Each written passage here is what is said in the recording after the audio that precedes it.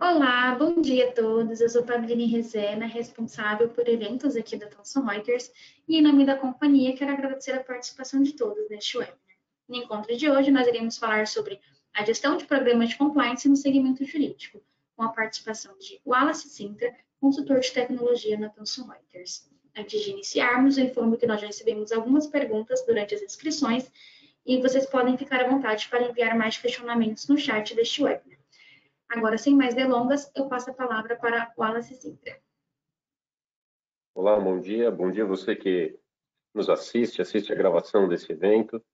É um prazer ter você aqui. Nós preparamos um conteúdo interessante de compliance, com base na experiência, nas implantações que a gente tem tido nesse segmento. A gente vai focar aqui em soluções de escritórios de advocacia e a gente vai compartilhar melhores práticas e o que a gente recomenda para você ter a melhor área de compliance dentro do seu escritório de advocacia.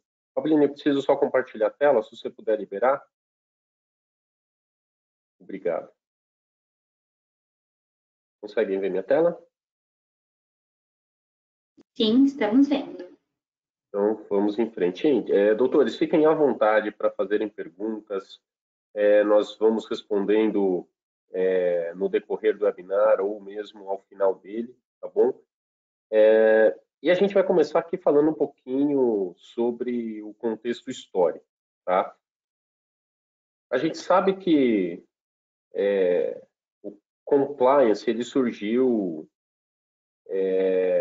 nos Estados Unidos, né? Começou no início do século XX, tem muito histórico já nos Estados Unidos, né? Veio lá do termo to comply, que significa ou cumprir ou em conformidade. E ele tinha outro foco quando nasceu, né? Ele estava muito focado ali em controle de diretrizes na indústria de alimentos e de medicamentos. E com o tempo, o compliance ele foi evoluindo. E no próprio Estados Unidos, o compliance começou a tomar a forma que nós temos hoje a partir da década de 1970, quando teve o caso Watergate, né? Foi um dos maiores casos de corrupção na história americana e uma das pivô que fez com que o compliance fosse o compliance que nós conhecemos hoje, né? E no Brasil, nós começamos a falar em compliance praticamente em 1998, mas ele só tomou forma aqui depois de promulgada a lei anticorrupção, né, a 12846, isso em 2013. Então, quando os Estados Unidos têm mais de 100 anos de experiência em compliance, nós estamos completando 10 anos no Brasil. Porém, nós estamos num mercado globalizado, em um mercado com muitas multinacionais, com muitas empresas nacionais sérias e de grande porte. E nesses 10 anos foi exponencial o crescimento.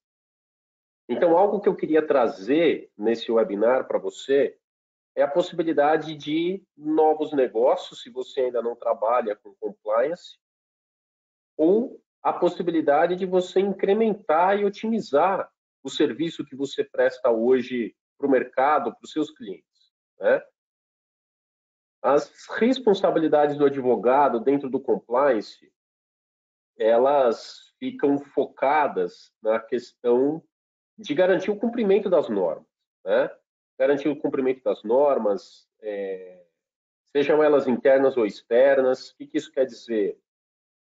Códigos de ética que a gente já vai falar, cláusulas anticorrupção que as empresas passaram a ter, elas são normas internas da empresa, né? Refletidas nas leis que a gente já começou a comentar aqui, mas o fato é que podem ser regulamentos, normas internas ou externas, né? E a gente tem aqui também os objetivos, né? Com qual objetivo que se faz isso? É uniformizar todo o processo da empresa, é reduzir risco. A gente vai falar um pouquinho mais sobre isso também.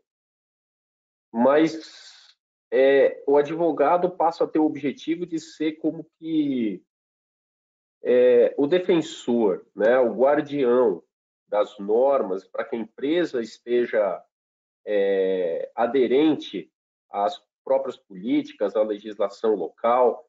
É nesse contexto que o advogado de compliance trabalha, né? Então, eu quis trazer isso para cá, para a gente poder situar primeiro, né?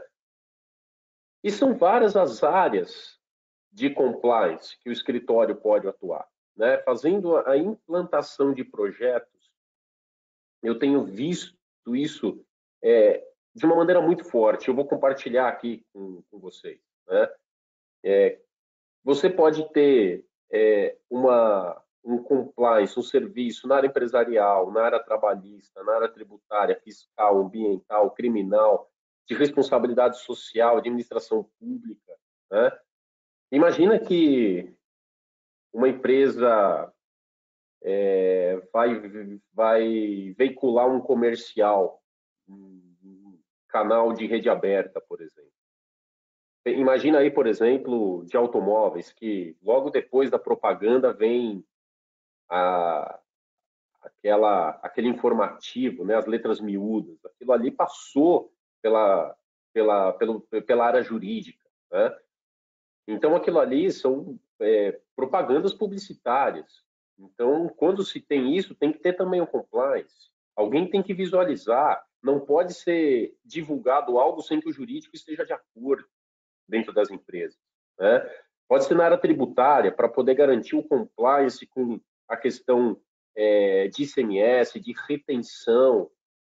Tem vários segmentos que a gente atua e a gente identifica que a retenção muitas vezes é na fonte, muitas vezes é do prestador.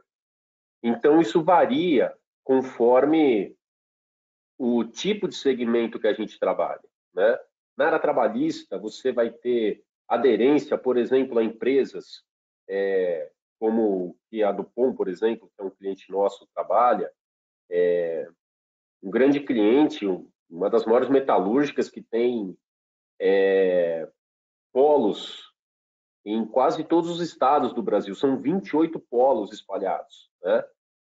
Em cada estado você tem um sindicato, você tem regras diferentes.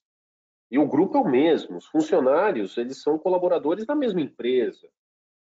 Então, como é que funciona? É o sindicato local? É o preponderante da categoria? Que tipo de benefício esse funcionário vai ter? Que tipo de conflito há com a legislação da convenção coletiva de um estado específico, por exemplo?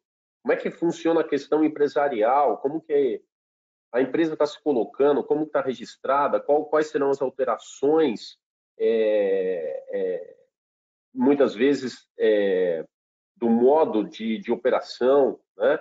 Eu estou dando exemplos aqui que a gente vê no dia a dia de como as empresas fazem o controle de compliance, né? E eu estou falando isso daqui, primeiro para a gente expandir o horizonte e depois para a gente colocar o escritório de advocacia num ponto diferenciado, um ponto que a gente possa apresentar um valor de fato para o nosso cliente, tá? E se tornar um diferencial. Quais são os benefícios, então, em se ter o compliance, né? Primeiro, você previne risco, né? Ali em cima, eu não comentei, tem área criminal também. A gente sabe, por exemplo, que o Código de Defesa do Consumidor, ele, por exemplo, os supermercados, produtos vencidos, aquilo ali pode dar cadeia para o gerente, né? Que permite a venda de produto vencido, por exemplo. Código de Defesa do Consumidor, até ele traz responsabilidade criminal sobre a atuação da empresa em determinados casos, né? Então, isso também é questão de compliance. Então, quando você tem uma área de compliance, uma estrutura, você começa a prevenir esses riscos corporativos. Você começa a garantir que não vai ter perda de fatia de mercado, né, da empresa onde ela atua. Não vai ter danos à imagem, à reputação da empresa. Você consegue identificar problemas antecipadamente. Então, é muito consultivo, né? A gente não deixa a bomba explodir para a gente tomar uma ação. A gente prevê, a gente reconhece as práticas ilícitas em outras organizações, principalmente escritórios que estão no centro, né? A gente vai comentar também. Conscientização, né? Geração de satisfação dos funcionários, porque a partir da hora que a empresa ela tem uma postura, ela tem uma ética, isso tem um valor para o mercado e automaticamente para o funcionário que trabalha para aquela empresa, para a carreira dele, né? Ele tem orgulho de dizer que trabalha para aquela empresa e, logicamente, redução de custos, porque tudo que se evita numa área de compliance, os danos, eles são muitas vezes incomensuráveis, né? E aqui você tem não só uma redução de custos que é objetiva, como também aquelas que permeiam as questões subjetivas, né? Indo em frente, a gente tem várias frentes, então, né, de corrupção. Já dei vários exemplos aqui e vou comentar mais alguns. Você tem a prevenção de lavagem de dinheiro em empresas, né? Tem também de financiamento ao terrorismo, isso é normativo. Você tem a questão anticorrupção, você tem a questão antifraude, a questão de privacidade. A LGPD trouxe mais uma coluna, mais um viés para o segmento de compliance, né? É uma responsabilidade o seu cliente dizer que não quer, por exemplo, que você mantenha os dados e você poder garantir que eles serão eliminados e que você pode comprovar isso para ele, né? Então, isso é feito através da privacidade que a LGPD trouxe. Questão de monitoramentos, código de conduta, código de ética, integridade e outras frentes de muito destaque que a gente tem percebido é a questão da gestão de terceiros, a gestão também de contratos de terceiros, né? Então, isso aqui eu queria me segurar aqui em 30 segundos para poder te dizer. A gente tem alguns clientes, já vou também apresentar em seguida, mas a gente tem, por exemplo, o Martins Vilac, que são sócios que vieram do Peixoto e Cury, e eles construíram, dentro da nossa solução, um controle de entregas de documentos de terceiros dentro do departamento jurídico para o qual eles trabalham, né? Então, imagina que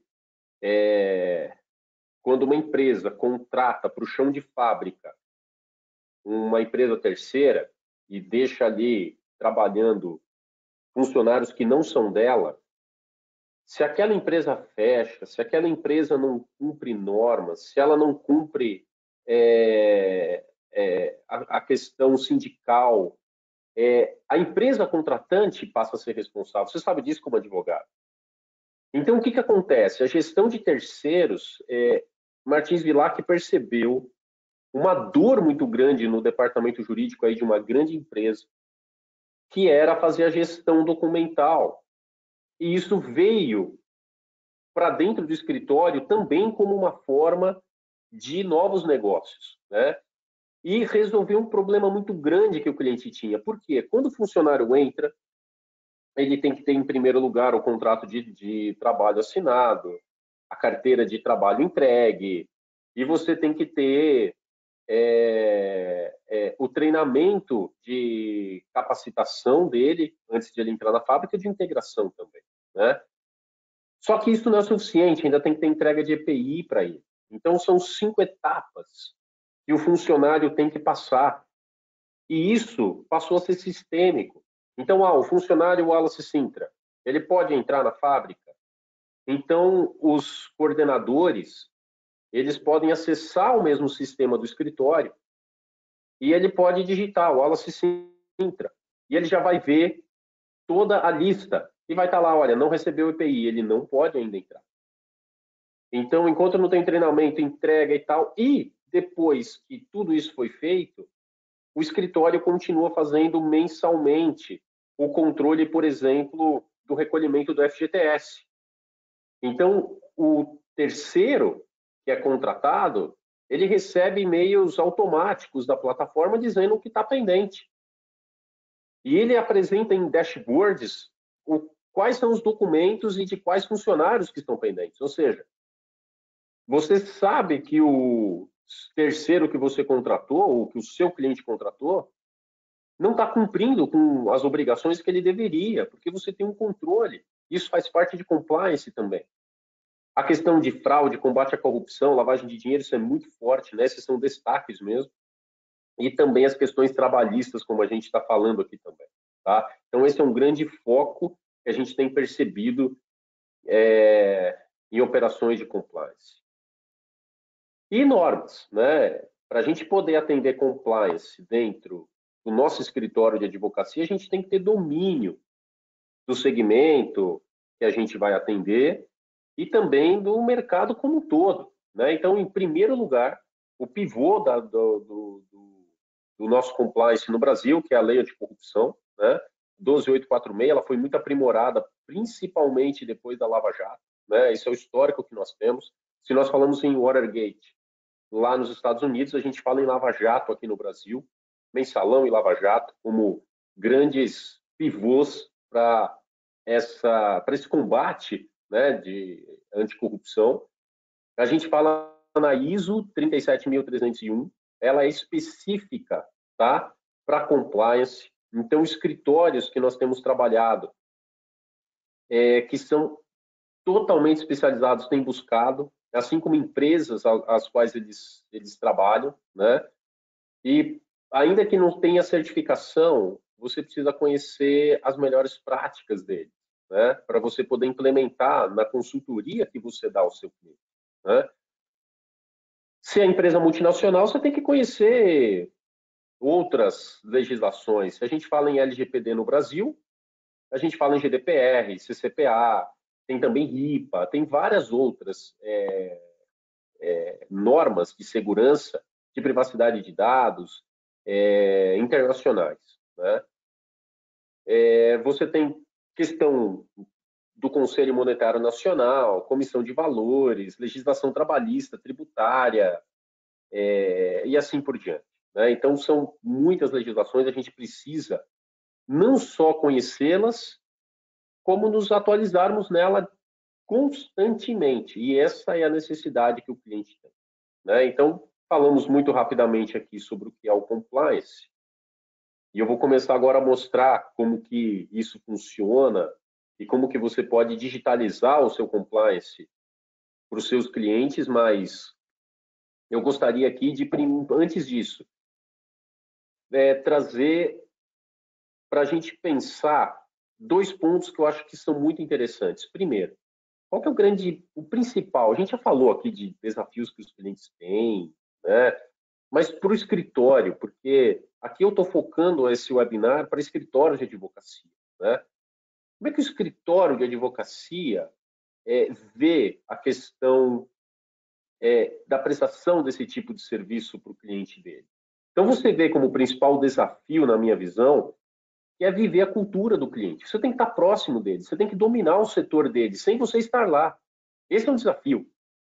Imagina que uma propaganda vai sair e o marketing da empresa está completamente empolgado com a ideia, mas ele tem que submeter isso para o jurídico. E vamos dizer que o jurídico é você, é terceirizado.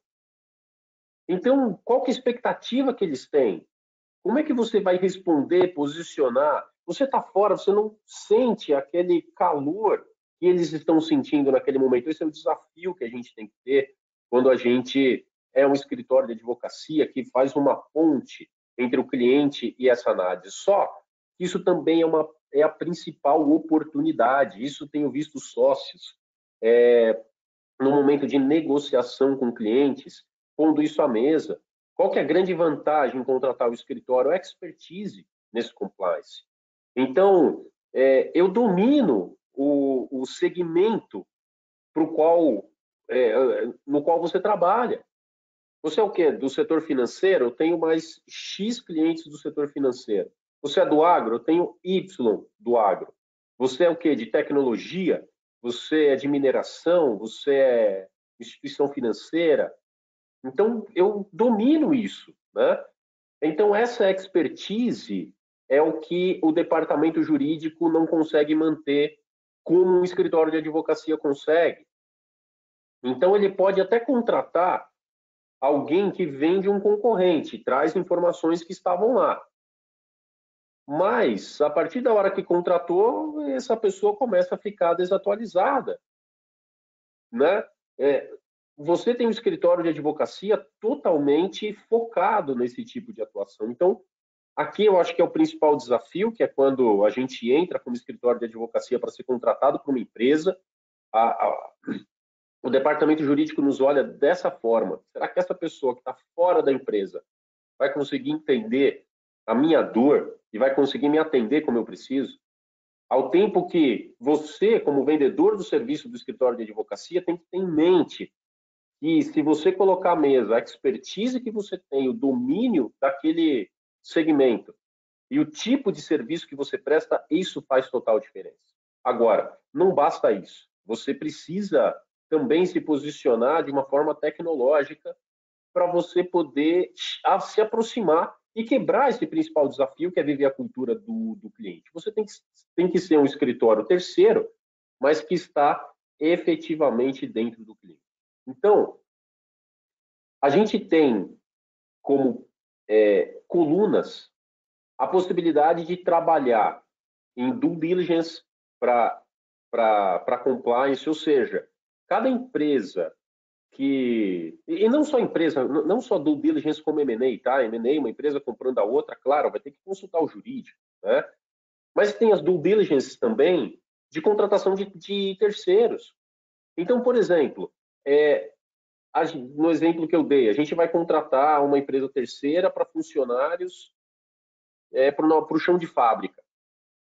Mas essa empresa, ela tem uma boa reputação? Como é que está a questão de processos trabalhistas contra ela? Como é que está a questão de ações de dano moral? Como é que está a questão dos sócios, dos diretores dessa empresa? Tudo tem que ser feito uma avaliação, inclusive aderente ao código de ética, ao código de conduta, ao código anticorrupção. Tem que ter aderência desse terceiro ao próprio código da empresa. Isso é uma due diligence. Então, todos os documentos que vão sendo aprovados, eles precisam ser encaminhados para o jurídico, né? Toda a questão de treinamento, que o escritório também pode apoiar. Então, uma vez por ano, diz a norma, os funcionários têm que ser retreinados para a questão de ética, de anticorrupção. Então, como que isso é feito? O escritório de advocacia pode ter ferramentas que alertam, que disparam alarmes e que tem as turmas registradas com vencimento de 12 meses daquele treinamento para um novo. E já pode se startar a contratação de um terceiro que faça o treinamento, ou o próprio escritório, se ele tem esse serviço. Fato é que você começa a ser um apoiador do seu cliente nesse sentido também. Investigações internas, canal de denúncia, né? Como é que você tem feito hoje no seu compliance o canal de denúncia? A gente vai mostrar aqui também como que isso pode ser feito. Política interna, código de conduta, avaliação de risco, e a questão de comprometimento, avaliação de compliance como um todo, né?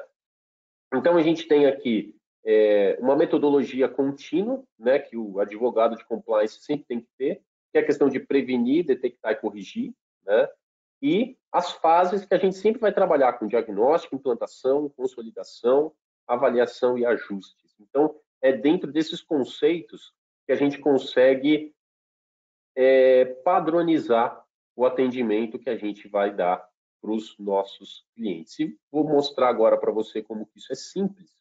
E antes de entrar aqui na plataforma, eu não quero apresentar a plataforma, tá? Eu quero apresentar conceitos para você que já tem ou quer ter um escritório de advocacia focado em compliance, conceitos para você poder se decidir pela melhor solução que atende o seu mercado, tá?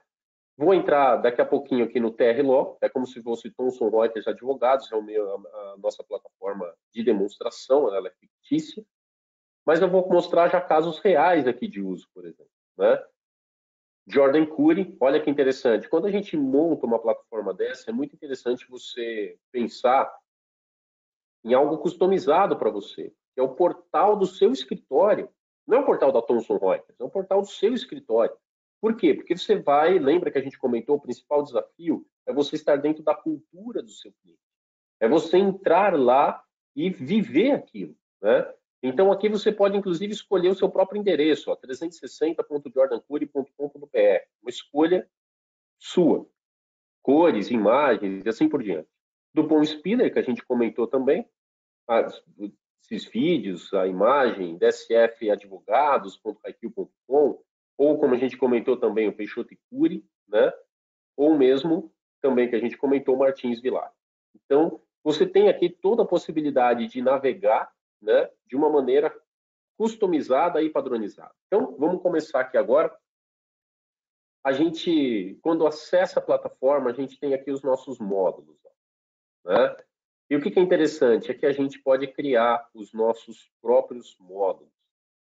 E a gente pode criar, por exemplo, o nosso projeto jurídico. Vamos dizer que a gente tem um projeto de LGPD para o cliente Amazônia do Brasil, por exemplo. Ok? E quando você cria esse módulo, esse site, você já pode puxar os templates que você mesmo criou. Então, aqui, por exemplo, eu quero um módulo de compliance. Já criamos esses casos aqui, ó. É esse daqui, ó, que eu quero como padrão. Pronto, ele já vai replicar esse módulo de compliance. Você já pode subir, inclusive, o logotipo do seu cliente para criar um ambiente customizado para ele. Você já pode até definir data de término, se você quiser. O fato é que, ao clicar em salvar, você já cria isso por você mesmo, tá?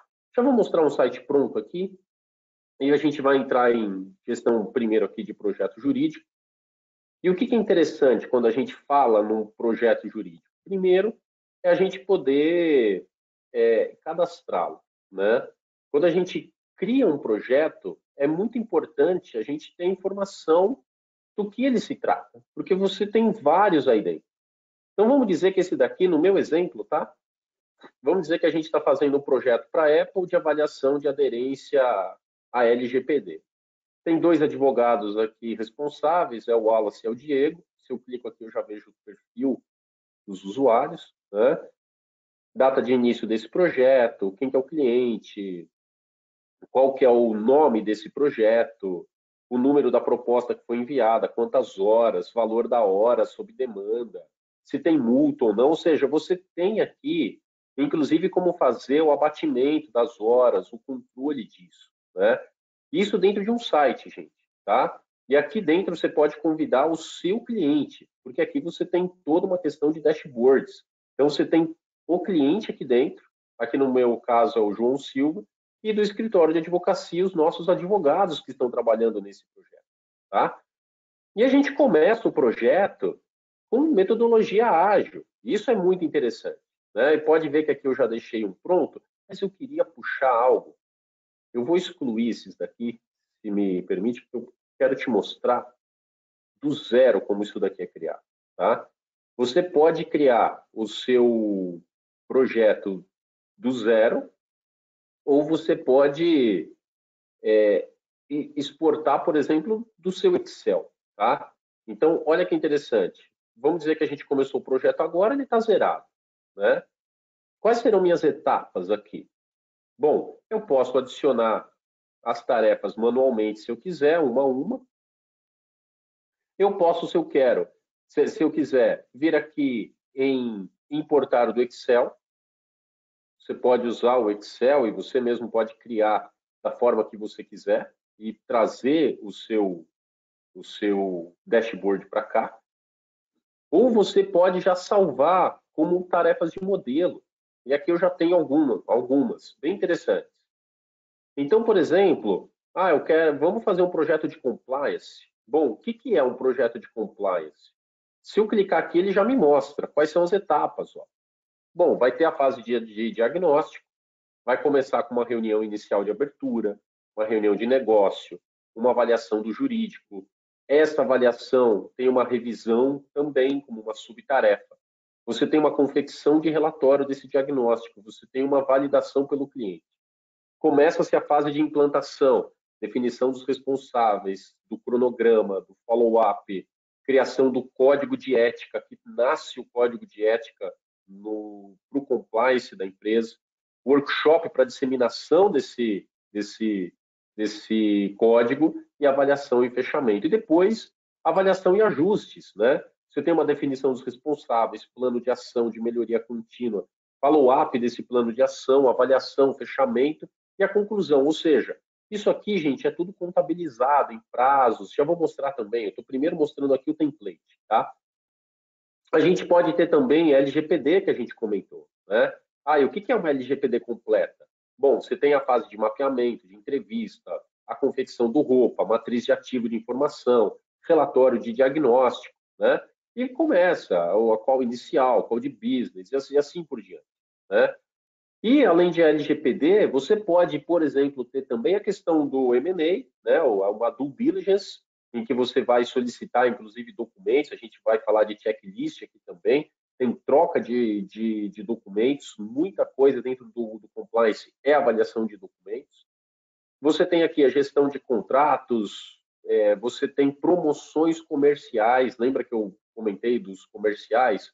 Então, olha, tem que enviar a descrição mecânica, tem que instruir sobre a definição dessa mecânica, a validação dela, tem que ter a instrução, orientação, ou seja, tem todos os processos, né? E você tem, então, aqui uma padronização dos seus projetos de compliance, tá? Vamos sortear um aqui, eu vou pegar a LGPD completa. Se eu seleciono, olha que interessante, doutores. O Haikyuu, em um clique, já montou para você, ó, toda a estrutura que a gente precisa para ter um projeto de LGPD. Pode ver que tem algumas tarefas que já estão vencidas, ó, né? Por quê? Porque é o modelo que a gente trouxe. Então, vamos alterar somente o primeiro, tá? Vencimento. Bom, a data de vencimento dessa call inicial entre advogado e cliente, não consegui fazer em maio, a gente está 20 de maio, vamos dizer que a gente vai fazer até sexta-feira, tá bom? Se a gente colocar até sexta-feira, pronto, eu posso atualizar o nosso dashboard. Olha o que aconteceu com as outras tarefas. Elas automaticamente foram revisadas, tá? Por que isso? Porque a gente tem a questão da linha do tempo. E a gente pode dizer para a plataforma quais são as correlações entre as tarefas. Inclusive, a gente pode colocar para desconsiderar finais de semana. Então, a gente colocou que a gente ia terminar aí a primeira call dia 23. Então, a call de business não começou no sábado a contagem, começou na segunda-feira seguinte. A própria solução já pulou. E você tem aqui a possibilidade também de ter ações paralelas, né? Então, gente, caso real que a gente percebeu num projeto importante de um cliente, de um grande escritório de advocacia de compliance, é que a principal sócia me disse o seguinte: Wallace, eu estou implementando o Haikyuu e eu quero resolver um problema. E o problema é que eu sei quando o projeto começa, mas eu nunca sei quando ele termina.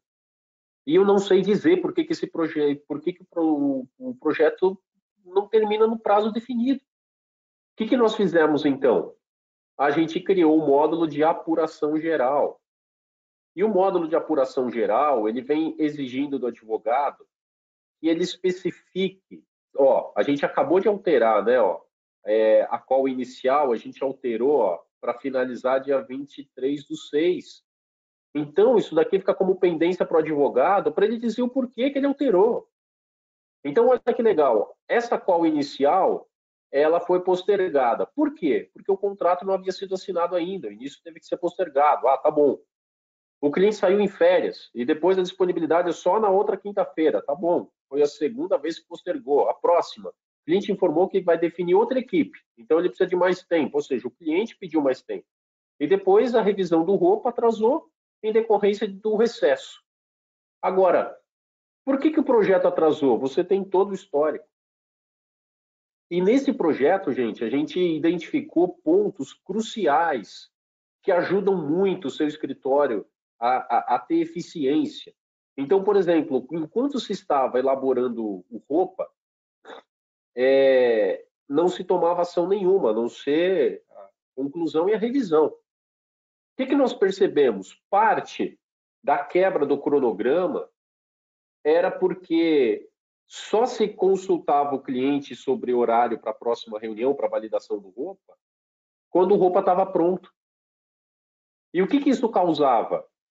O cliente não tem disponibilidade para amanhã ou depois, ele passa o horário muitas vezes para daqui 10 dias. Ou seja, postergou o cronograma. Quando a gente conseguiu visualizar isso, nós tomamos uma ação muito simples, que foi essa revisão. Então, olha, a partir da hora que o roupa entrou para revisão, tem uma tarefa complementar, que é já pedir datas de reunião para o cliente. Então, se precisar, desmarca. Mas a gente não fica esperando uma data para depois de 10 dias e depois que o documento está pronto. O cliente não vai nos atender imediatamente. Então, esse tipo de gestão de projeto, de metodologia ágil, né? E que você tem esses recursos de importação de Excel, de salvar o seu próprio template, de você poder customizar, atrelar um horário, uma data de início a outra, você ter a sua linha do tempo, você colocar isso com workflows para fazer o controle de apuração, controles que você precisa para gerir tudo isso daqui. Isso faz com que você tenha um controle de compliance completamente efetivo para o seu cliente. Tá? Eu estou vendo que estão chegando perguntas aqui, a Pablini está falando comigo em paralelo, eu vou avançar só um pouquinho, e aí eu continuo. Ou deixa eu parar para ver, pelo menos uma aqui. Nossa, chegaram várias. Como fica do Fernando Pereira? Como ficaria a organização dos documentos de cada projeto? E com relação aos documentos do GED, do Legal One, haveria vínculo? Boas perguntas. Aqui a gente já tem, ó, dentro desse projeto, obrigado pela pergunta, tá? Eu ia passar para outro site, talvez eu só voltasse aqui depois quando me lembrasse. Você tem aqui, ó, em primeiro lugar, né? A gente tem o local dos arquivos, o GED aqui, né? Mas antes disso, a gente tem a lista de documentos, né? Então, a gente tem que pedir o documento para o cliente. Então, o que a gente vai pedir? Eu gostaria aqui de receber, por exemplo, vamos dizer que o código de ética revisado, tá? Favor compartilhar a última versão. Simplesmente fazer isso.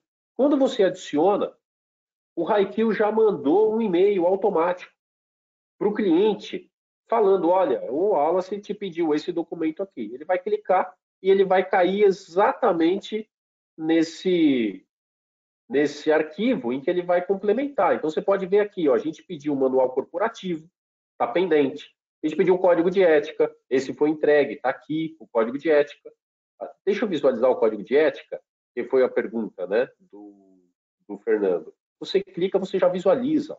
Tá? Esse daqui é um documento real, é da Thomson, é aberto, é o nosso código de ética para fornecedores. Né? Então, isso é aberto a todo mundo. E aqui você pode fazer edição, você pode fazer as suas próprias anotações, tá? Você pode colocar, então, por exemplo, ó, importante, você pode vir aqui, por exemplo, e colocar alguma marcação de texto. Você pode vir aqui, por exemplo, e procurar, mas fala, por exemplo, em anticorrupção, então você já localiza os termos, ó. 2 vezes é citado, então você tem essa cláusula anticorrupção, ó. Os fornecedores estarão sempre em conformidade com todas as leis anti-suborno e anticorrupção vigentes, tal, tal, tal. Ok, eles têm isso daqui.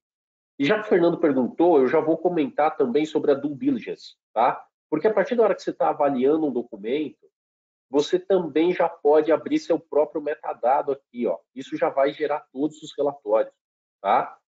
Você já pode dizer que foi entregue, se não foi entregue, você pode falar sobre devolutiva, você pode fazer análise de risco, todos esses campos são totalmente personalizados, já vou mostrar um caso bem interessante, porque aqui é onde a gente divide, inclusive, né, nas matérias, quem é da área criminal, quem é da área tributária, para você fazer uma avaliação, ela é totalmente diferente e você tem que consolidar muitas vezes, né, isso daqui. Então, isso daqui já está integrado com o Legal One. Quem tem aí o Legal One, sim, isso já está integrado com os projetos de Legal One, de Legal One, tá? Você pode ir lá, clicar, já cai aqui diretamente no Haikyuu, tá? E você, então, faz todo esse controle. Aí você tem, quais são os documentos pendentes? Bom, esses daqui são os documentos que o cliente ainda não enviou. E você pode vir aqui, exportar um relatório, pode ser em PDF, pode ser em Excel, o que for. Você já pode compartilhar com o próprio cliente. Olha, eu vou compartilhar com ele, ele pediu a lista de documentos pendentes. Então, você pode colocar o e-mail dele e já dispara daqui. Olá, segue a lista de documentos pendentes. Tá? Por quê? Porque você mandou o documento, você cadastrou o documento aqui, o Haikyuu já disparou o e-mail para você, e se o cliente falar, eu não recebi, você pode vir aqui e compartilhar a lista completa. Estou te mandando agora tudo, tá? Numa lista só, tudo que está pendente. Então, isso fica tudo em seu comando, e você tem os documentos entregues e depois os que foram classificados como não se aplica. Né? Às vezes a gente pede alguns documentos, depois a gente mesmo classifica como a verdade, isso aqui não vai precisar, não. Então, aqui, por exemplo, a convenção coletiva, eu tenho aqui, não precisa compartilhar. E a lista completa, tá? Além disso, aí eu já pego as outras perguntas. Deixa eu ver agora aqui, se eu respondo mais alguma. Então, eu respondi a do Fernando Pereira. Tem a do Leandro, Haikyuu é integrado com Legal One para fins de documentação e GED, sim. A Claudete Gomes, como Legal Operations pode auxiliar na implementação de uma área de compliance no escritório? Aí é uma pergunta, assim, muito, muito interessante, tá? Por quê? Quando a gente fala em compliance, muitas vezes, quando a gente está implementando, tendo as reuniões internas dentro do cliente, a gente percebe que eles começam a confundir as coisas. Mas o que diferencia o compliance da controladoria que eu tenho aqui, por exemplo? Bom, a controladoria ela cuida de indicadores gerenciais, né? São boas práticas de governança. A controladoria ela faz um controle ali. Isso não é compliance, tá? Ela segue regras, procedimentos. Qual que é a diferença com, sei lá, a nossa área de auditoria que a gente tem aqui? Auditoria e compliance é a mesma coisa? Não. A auditoria, ela muitas vezes está atrelada a certificações, também a processos, a boas práticas, a melhoria contínua, né? Não tem nada a ver com a própria avaliação sob a perspectiva jurídica, legal, normativa. Não tem nada a ver. E quando se fala, por exemplo, com o ESG, porque hoje está na prática, né, a questão ambiental, a questão social e a questão de governança. Aí eu não vou dizer que é conflitante, como é como a controladoria ou auditoria, eu vou dizer que é complementar. Por quê? As empresas têm, né, comitês de compliance. E tem também o compliance officer, o responsável pelo compliance. Ao mesmo tempo que agora a gente tem o SG, que tem frentes e políticas. E eles andam juntos, né? Eles se complementam muito ali. Então, se você tem uma auditoria, uma controladoria e tem o SG, o compliance ele vai se assemelhar mais ao ESG, principalmente na questão de governança, e ali onde ele vai ter a veia, mas aí mesmo assim ainda são coisas diferentes, embora se complementem, tá? Então, como que o Legal Operations ele vai poder ajudar em tudo isso? Você tem todo um controle para padronização, para organização, em que você vai aplicar a sua metodologia, melhores práticas de mercado, para você ter o melhor resultado. Então, quando você fala em legal operations, dentro de compliance, você pode falar também desde controle de SLAs, porque a gente começa a fazer aqui, então deixa eu voltar para responder essa pergunta para quem é mais visual. E eu vou dizer aqui, por exemplo, quando a gente entra nessa call business, essa call business, você tem a data de início atrelada, dependente ao final, a data de vencimento da call inicial. E a gente definiu aqui que são 4 dias. Não quero mais que sejam 4 dias. Não tem problema. Quantos dias são? Serão 5, 6 dias. Pronto. Você fez isso daqui, você já redistribuiu. mas isso daqui te garante a questão de legal operation, com um controle efetivo de tudo que está acontecendo, organização, os registros, os logs. Então, isso daqui automaticamente gera mais um registro, foi mais uma alteração. Aqui está ela, a qual business foi alterada. A gente tem que justificar isso aqui agora, né? Então, tudo isso faz com que legal operations e compliance andem juntos. E é muito boa a pergunta, por quê? Porque a gente está prestando serviços, né? E isso faz com que a gente precise garantir a melhor performance para a gente estar dentro do cliente, na cultura dele. Bom, vamos em frente. Aí a gente tem aqui a questão, por exemplo, de um cliente. Eu acabei colocando a própria Thomson Reuters, tá? Não sei se foi uma boa aqui, mas eu coloquei Thomson Reuters Compliance. Vamos dizer que é o portal da Thomson. Por que eu fiz isso? Porque o código de ética eu coloquei o nosso aqui, né? Eu queria usar um real para a gente poder fazer as nossas brincadeiras aqui. Agora, o que é interessante, gente? Denúncias. Ah, eu quero fazer uma nova denúncia. Quando eu clico em nova denúncia, olha que legal. Isso aqui é um formulário criado dentro da plataforma que tem uma URL, você pode compartilhar essa URL com quem você quiser. E ela é responsiva, inclusive. Ó. Então, conforme o equipamento que você acessa, ela se redistribui conforme o tamanho do equipamento. Então, olha que interessante. Você gostaria de se identificar? Não, não gostaria de me identificar. Então, ele vai ocultar N campos. Você gostaria de se identificar? Sim. Então, ele vai perguntar nome, e-mail, DDD, empresa que você faz parte. E começa título da denúncia, descrição dessa denúncia, local dos fatos, nome do denunciado, cargo dele, qual que é a empresa, anexos, e você vai criar isso daqui. Eu vou deixar... eu não vou preencher aqui, já vou, pelo tempo, eu vou mostrar já preenchido. E a gente tem a nossa lista de denúncias aqui, ó. E a gente já tem as filas, ó, tudo que está em análise, tudo que está concluída. Então, por exemplo, ó, gostaria de se identificar, sim, a Maria Antônia, tem o e-mail dela, o próprio Raikil já pode mandar. Ah, quando a gente está fazendo aqui a denúncia, ó, então, por exemplo, ó, você gostaria de se identificar, sim ou não, né? Pode ver que você já pode interagir com os seus clientes, com os seus usuários. Ó. Então, ó, por favor, tenha em mente que não é possível retornarmos com resultados se a denúncia for anônima. Então, a gente posiciona isso para ele. Você pode interagir com o seu usuário a partir daqui. Né? E aqui você tem. Então, você gostaria de se identificar? Sim, é da Maria Aparecida. Então, vamos lá. Aqui é uma denúncia de suborno, de propina, de desmatamento ilegal. Recebi proposta de R$1.000 para fazer uma compra de 5.000 de folha de sulfite. Eu vi oferecerem propina de 10.000 para aceitarem proposta de contratação. Qual é o local, o nome do denunciado e assim por diante. E aqui a gente vai dando as tratativas, gente, tá? Envolvendo as outras áreas, vendo mitigação de erro. Depois a gente finaliza dizendo se é procedente, se não é procedente. Dispara o e-mail para as pessoas envolvidas. Ou seja, tem toda a questão da gestão dessas denúncias.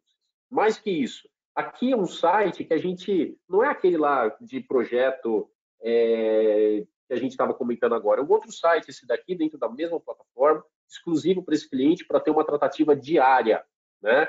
E aqui ele pode subir os documentos que ele quer. Então, por exemplo, eu vim aqui subir esse documento, vamos dizer que é o de propaganda, que a gente deu exemplo, e eu posso vir aqui, ó, e enviar para aprovação. E qual aprovação que você quer? Da equipe ambiental, empresarial, fiscal, penal, trabalhista, tributária, e tudo isso é acordado e a gente parametriza, né, conforme você tem. Então, eu quero mandar isso aqui para a área ambiental, por exemplo. Bom, para a área ambiental, eu vou mandar, então, para a área ambiental, a data de vencimento é dia 23. A pessoa que está submetendo já sabe a data que ela vai poder esperar o retorno do escritório. Então tá bom, quero enviar isso daqui para a validação da área ambiental. Vamos dizer que é um documento ambiental. Pronto, ó, aprovação pendente. Acabou, como eu sou o próprio administrador, acabou já chegando para mim. Já tem a notificação, ó. Tem 83 documentos para validação aqui. E quando eu entro na minha fila, a gente já vai encontrar esse documento. Ao final, né, eu acabo colocando aqui, e a gente já encontra esse documento para a gente poder validar, tá? Deixa eu procurar por data aqui. pode ser por data de época, tem que validar a N aqui, né? Eu fico fazendo esses exemplos e tal, mas aqui, as minhas solicitações, aqui, ó, aqui está ele. Então, 23 foi solicitado, tal, e aqui a gente pode ou revogar ou tal, né? Como eu submeti, caiu como minha solicitação para outra pessoa aprovar, né? Não vou aprovar o que eu mesmo fiz. Mas aqui é um exemplo. Eu posso aprovar, rejeitar, voltar, realocar, e simples assim. Então, fica uma troca de documentos com validação muito transparente entre o escritório e entre o cliente. Gente, a gente vê isso funcionando de uma maneira extremamente fluida dentro dos escritórios que a gente trabalha. Estamos indo para o finalmente, faltam 8 minutos, então vou correr aqui para poder mostrar também a questão da due diligence, né? Quando a gente fala em due diligence, a gente vai falar em primeiro lugar em checklist. A gente já falou lá em checklist quando a gente falou qual documento a gente quer, pendente, mas se você quiser, a gente tem dashboards muito mais sofisticados para isso, né? Então, por exemplo, ó, solicitamos 113 documentos para esse cliente, ele já disponibilizou, ele está nos devendo 45, tem 30 que ele já disponibilizou e está com os nossos advogados, tem 33 que os nossos advogados já concluíram, e tem 5 que a gente pediu complemento.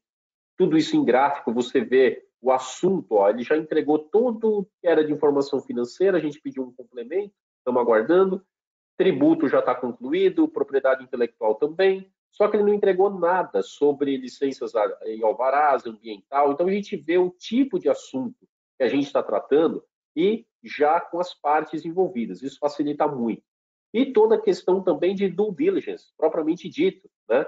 Então, olha, a gente está avaliando aqui, até o momento, a gente tem 76 diligências sendo feitas, 63 ainda em avaliação, 13 já finalizadas, já identificamos 21 documentos com risco. Quais são os riscos? Se eu clico, ele já me leva para as planilhas e ele já vai mostrar para você, ó, esse contrato ele não está assinado. Então, como é que a gente mitiga isso? Enviando para assinatura. E a gente faz toda a classificação, se é um risco médio, provável, se quer gerar um alerta para o cliente imediato quando você chegou. Então, a gente faz todo o controle aqui de checklist, de due diligence, de uma maneira muito simples. Se a gente separa isso por risco, todos os documentos que têm alto risco, todos os documentos que os advogados pediram para gerar alerta para o cliente, um alerta especial. Agora, o que é interessante, gente, é que o relatório que o cliente recebe é vivo. Então, por exemplo, ó, esse contrato de direitos e obrigações recebeu uma notificação que ele não é assinado e ele é de um risco médio. Tá, mas do que o advogado está falando? Se o cliente clica, ele já acessa o documento. Tá? É completamente fluido aqui. Claro que se ele quiser, ele vem aqui e exporta isso para PDF, exporta isso para Excel, do jeito que ele quiser. Mas enquanto ele está online, ele tem isso daqui totalmente online. Tá? E mais algo que eu queria mostrar, que é a questão de compliance. Quando você tem alterações regulatórias. Isso daqui alguns escritórios que a gente atende, fornecem para os clientes, eu gostaria de compartilhar com você. Imagina que você é especializado no setor financeiro. Você atende aí 5 bancos. Então, faz sentido que você acompanhe a legislação, a regulação, o Banco Central, tudo em relação a esses clientes, e você pode abrir esse portal para o próprio cliente. Por quê? Porque pode ser norma do Banco Central, pode ser norma federal, pode ser N leis que a gente pode ter, e você pode centralizar tudo e mostrar para ele de onde estão vindo as alterações. Então, isso daqui, alguns escritórios utilizam como grande marco de contato e de atualização do departamento jurídico. Tá? É a consultoria que o seu escritório pode dar e você atualiza constantemente os seus clientes. Faltam 5 minutos para o final. Eu vou ver as últimas perguntas para a gente poder cumprir o nosso horário. E aí a gente parte para o encerramento. Então, tem aqui como integrar Fabrício Barbi, como integrar projeto de adequação e outros pautados na gestão de riscos? Muito, muito boa pergunta. Esses projetos, você pode, quando você fala em integrar, um projeto de LGPD e um de gestão de risco, eles andam separados aqui como sites, mas você pode ter um consolidador, tá? Você pode ter um site consolidador. Eu tenho isso daqui populado, né, preenchido para isso daqui, por exemplo, ó, eu coloquei aqui como M&A consolidado, tá? Eu posso fazer a consolidação para todos os projetos, só que eu coloquei só para M&A. Então, olha, tem 10 projetos em andamento, você está com um finalizado, quais as etapas em que eles estão, qual a posição em que você está, quais são os seus maiores deals, você vê de cara, ó, aqui a empresa, o projeto Pantanal é o maior projeto que você tem, segmento que você está atendendo, financeiro, tecnologia, ou seja, a gente consegue consolidar os seus projetos em um só. Isso daqui te dá uma visão 360 graus, tá? Quais ferramentas de tecnologia mais indicadas para contribuir na gestão de projeto jurídico? Boa pergunta. Para você ter gestão de projeto jurídico eficiente, a gente entende como Thomson Reuters, que você precisa ter uma plataforma, primeiro, no-code. No-code significa que você não tem que desenvolver. Por quê? Porque você mesmo pode fazer com um clique. Então, olha, a gente tem um novo projeto. Então, eu vou clicar aqui, eu mesmo vou dar um nome, eu mesmo vou colocar o logotipo, eu mesmo vou definir data de término, se é que tem. Eu mesmo vou definir quais são os usuários desse site, quem vai acessar. Eu vou definir o que vai ser feito. Aqui dentro eu tenho toda a questão de metodologias ágeis, formulários dinâmicos inteligentes, você que altera, toda a questão de tarefas, metadados. Isso são algumas das funcionalidades que são essenciais para você poder gerir o seu projeto de uma forma eficiente. Tá? E aí a do Fernando Pereira que eu respondi. E a última, como que o Legal, assim, que é a da Claudete que eu respondi, que é como o Legal Operations pode auxiliar na implementação de uma área de compliance, tá bom? Gente, tem algumas outras perguntas, essas daqui são bem mais específicas, e aí eu prefiro respondê-las à parte, aí eu já conheço os clientes também, já vou entrar em contato, tá bom? Mas eu queria aqui, para a gente poder cumprir o horário, agradecer muito a você por ter atendido e participado do nosso webinar. Ele vai ser gravado e vai ser disponibilizado. Espero que, de alguma forma, tenha ajudado você a ampliar horizontes, de como você pode otimizar seus serviços, ampliar sua receita e como que você pode escolher uma boa plataforma para isso. Espero que você tenha visto o valor aqui no que a gente apresentou. É o seu tempo que você desprendeu aqui, então agradeço muito por isso e a gente fica à disposição de vocês, tá bom? Pablini? Olá, pessoal. Bom, Alice, muito obrigada por esse super bate-papo aqui, né? Interagindo de certa forma com as perguntas que o pessoal estava enviando. Eu tenho certeza que a nossa audiência aprendeu muito com você hoje. Acho que você trouxe aí bons insights para o segmento jurídico e ótimas pontos para direcionamentos, né, para o escritório de advocacia. Mas nós vamos ficando por aqui, cumprindo o nosso horário. Agradeço muito a participação de todos. Enviei aqui no bate-papo o LinkedIn do Alas, caso alguém queira entrar em contato. Então, agradeço muito a todos pela participação e nos encontramos em outro web, né? Até breve, pessoal. Tchau, tchau. Até logo.